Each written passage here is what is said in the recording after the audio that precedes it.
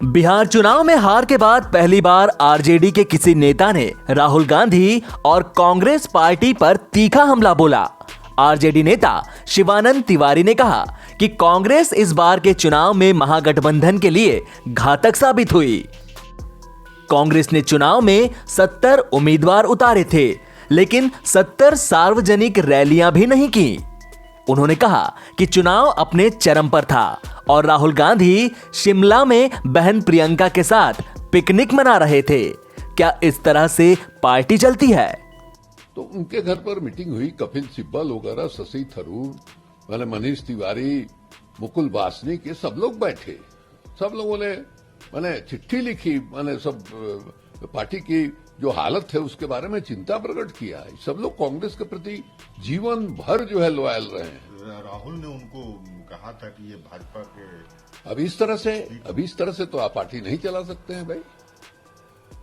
इस तरह से तो आप पार्टी नहीं चला सकते हैं। क्या राहुल गांधी मैंने आप जो है यहाँ चुनाव हो रहा है, राहुल गांधी जो है प्रियंका जी के साथ जाकर के मैंने शिमला में उनके घर पर पिकनिक मना रहे हैं। इस तरह से पार्टी चलती है क्या? आप जो है आरोप तो ये लग सकता है कि भाई कांग्रेस पार्टी जो है जिस ढंग से अपना कारोबार चला रही है उससे भारतीय जनता पार्टी को मदद मिल रही है। अब कांग्रेस के भीतर भी घमासान मचा हुआ है। कांग्रेस के दिग्गज नेता कपिल सिब्बल ने भी बिहार चुनाव में पार्टी के बेहद खराब प्रदर्शन के बहाने शीर्ष नेतृत्व पर करारा हमला बोला। उन्होंने यहां तक कह दिया कि पार्टी ने शायद चुनाव में पराजय को ही अपनी नियति मान ली है।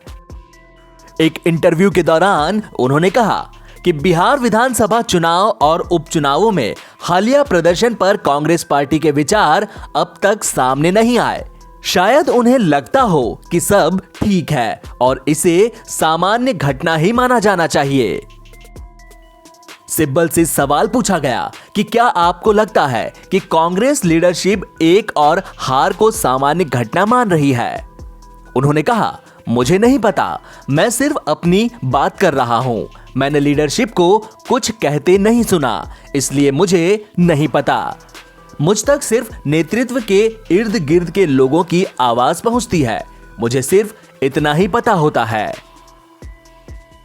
आपको बता दें कि बिहार विधानसभा चुनाव में महागठबंधन को 110 सीटों पर जीत मिली। आरजेडी ने 75 सीटों पर जीत दर्ज की। वहीं बिहार विधानसभा चुनाव में इस बार कांग्रेस ने 70 सीटों पर चुनाव लड़ा था, जिनमें से उसके मात्र 19 प्रत्याशी ही जीतने में सफल रहे। महागठबंधन के सहयोगियों में कांग्रेस का प्रदर्शन सबसे खराब था।